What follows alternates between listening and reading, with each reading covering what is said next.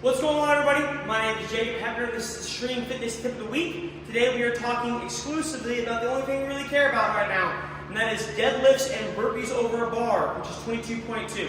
So first of all, 22.2, if you don't know what it is, I'll go through really briefly. We're going 1 up to 10 and then back down to 1, with 10 being the mountaintop. We're not doing 10 twice. Deadlifts at 225 or 155, and then burpees over a bar. And we'll get into the burpees in just a second and how weird they are. I'm calling them prancing burpees in this case. So today, let's start with the deadlifts first. We're going to break it down by deadlifts, then burpees, and then an idea for how to pace it. First of all, for the deadlifts, what I recommend to most people that I coach, the athletes I have, is, in my mind, you can only really break in one area if you have to break. I'm probably going to have to break.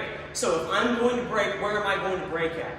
Preferably, I would rather you drop the deadlift bar and take a second up here than as opposed to breaking on the burpee and resting here for a while before starting again. Unless you can rest at the bottom of the burpee, but preferably I want you to drop the deadlift bar. So my perspective, if you're going to break the deadlifts. And break probably, in my mind, between the round of 8 and the other round of 7. So the round of 8 going up, and then the round of 7 going down. I want you to break in between those two pinpoints. So that's the deadlift. Next up is the burpees. Now the burpees, they're kind of weird. The rule is you have to have 2 foot off the ground at the same time when getting over the bar. Essentially what that's doing is that's eliminating this.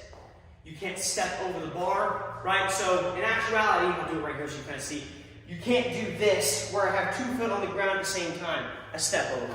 So you could hypothetically get over the bar like this, right? So kind of reminds me of your galloping horse if you're prancing around, and that's essentially what you do. I recommend it. It is something that I'm not used to, and so something that I have to practice and have the athletes I have also practice, because usually we're used to jumping over a bar like so instead of prancing over a bar. So I recommend you practice that. However you get up to this position, whether it's a 1 foot step or a 2 foot step, then you get over the bar in some kind of prancing motion. Because we're doing so many reps, me personally, I rotate the same direction on my burpees, so I always rotate this way, okay? So what I would recommend you do is learn to go the other way just in case. In the middle of the workout, you don't want to get like super dizzy and then be like, I don't even know how to go the other direction. Practice it beforehand. For burpees in general, I recommend like an 80 to 85% kind of pace for it. Like you're not going out hard until you get to the end of the workout, the round of 5 going down. It's 80 to 85% is what I recommend for burpees. And then for the pacing for the whole workout, the 1 to 5 is not a race. The beginning of the workout is not a race from 1 to 5.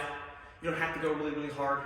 I mean, I'd say I need you to pick a pace that allows you to keep it and not degrade near the end. So I don't need you to go like 1 through 5 is really, really hard in such a way that you're like 7, 8, 9, 10 are total dog trash. I need you to pick a pace that allows you to, in the later rounds, be able to push and at least go and give something.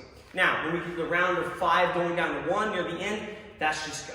That's just hey, I know it sucks, but I just have to go. So that is 22.2. That's the Extreme Fitness Tip of the Week. Have at it.